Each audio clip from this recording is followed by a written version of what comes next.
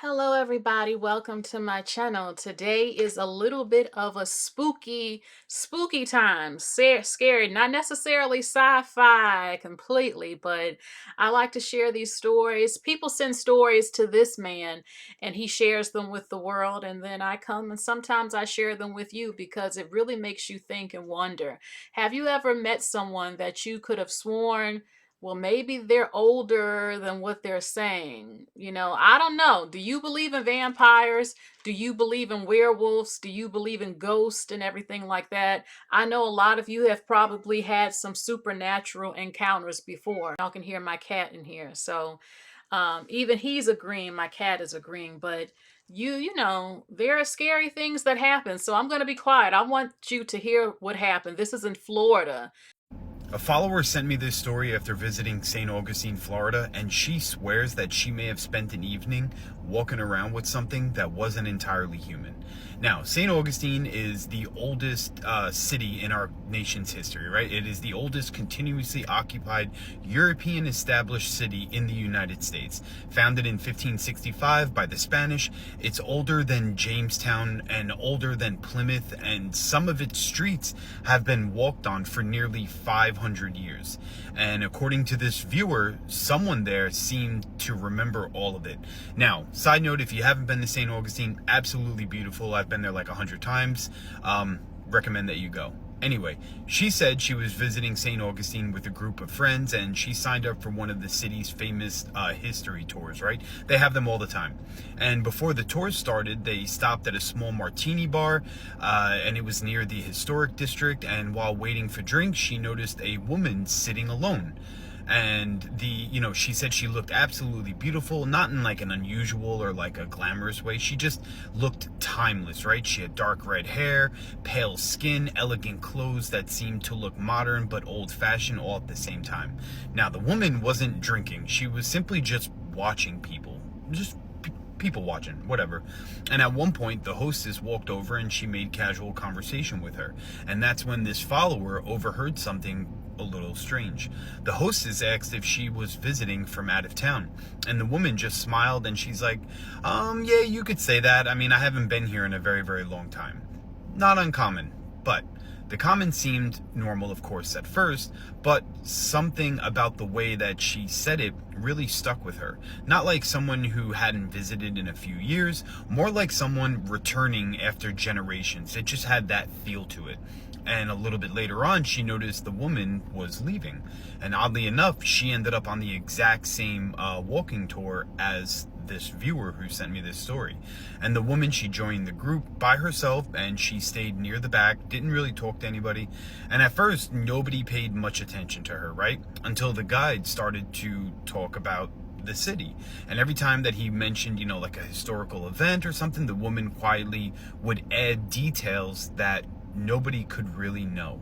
Not correcting him or being like arrogant in any way, but just adding more validity to what he's saying, right? Little small things that sounded incredibly specific. And when the guide mentioned, a fire that actually destroyed part of the city centuries ago, the woman softly said in the back, yeah, the smoke lingered for days and you can smell it all the way near the bay. And the guy just laughed it off, and, he had asked if she'd, read about that somewhere, and she simply just smiled and, was like, brush it off. Later, he actually mentioned an old building that no longer exists. And before he could even continue, she just casually added in again. She's like, oh yeah, the balconies were painted blue and the owner hated the color and complained about it constantly. And several people in the group just laughed and they were like, oh, okay. But the guide, he started to look a little confused, like who's giving the tour guide here? Because apparently that detail wasn't on any plaque or any of the touring information at all. And as the night went on, it got stranger. The woman seemed to know things before the guide would even say them. Names, dates, descriptions, not facts that you'd memorize from a book or, but I'm talking about facts from memories. Like, you could just tell when someone's recounting something from their own memory. Like, she had actually been there before. And eventually they reached an area near some of the oldest streets in the city.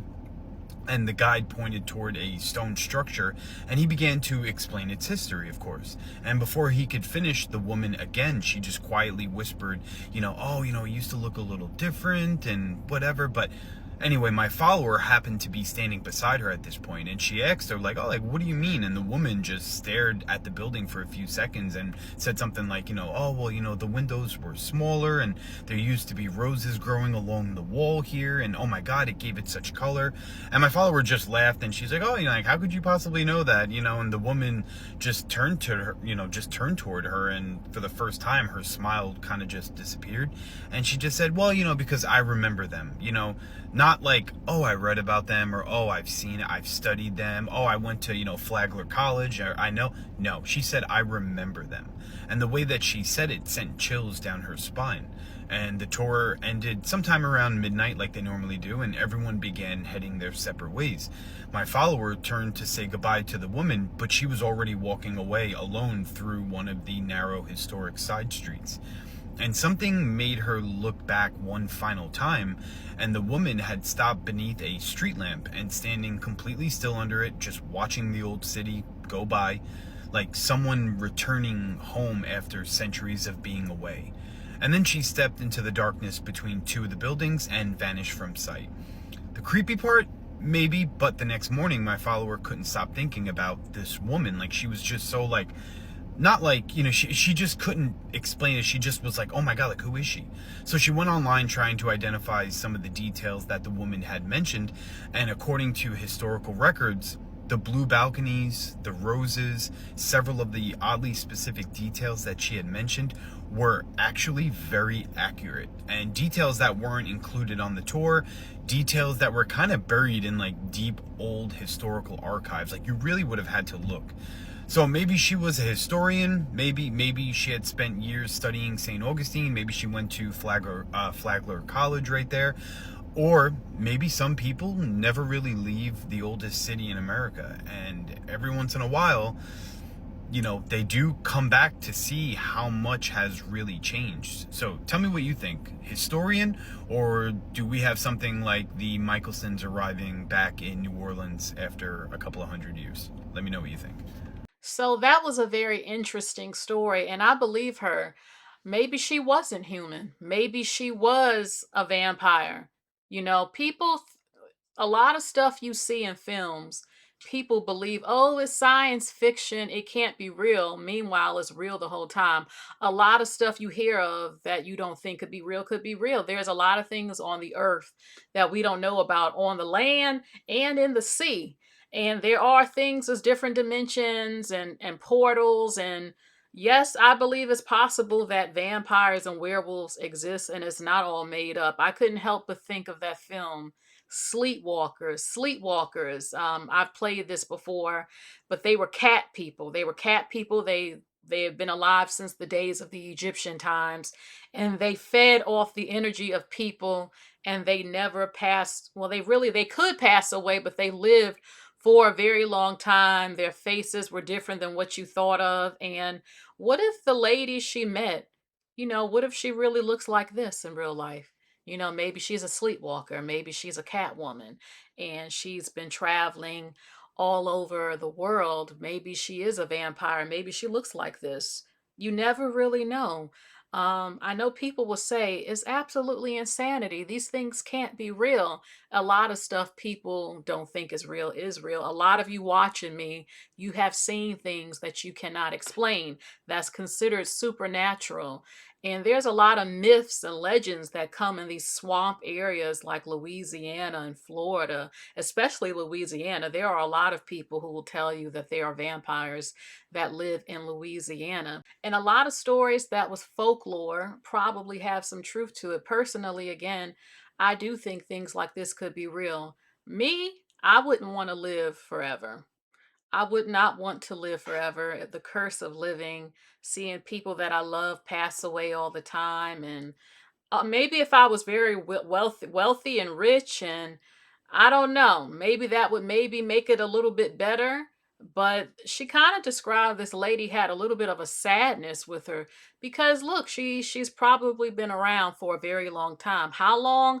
I don't know. It made me think of that movie The Old Guard with Charlize Theron, when people who are immortal live for thousands of years, and they keep putting this in film because it's a possibility that it is true. For all we know, it could be. Let me know what you think in the comments section. Do you believe in this, or do you think, she was just a historian? She probably read all this online. Or is it possible that she has been living? She's immortal and she has been living for a very, very long time. Please like, share, and subscribe. If you have any interesting stories that you would want to send to me, my email is in the description box. You all take care. Please like, share, and subscribe, and I'll talk to you all later. Bye, everyone.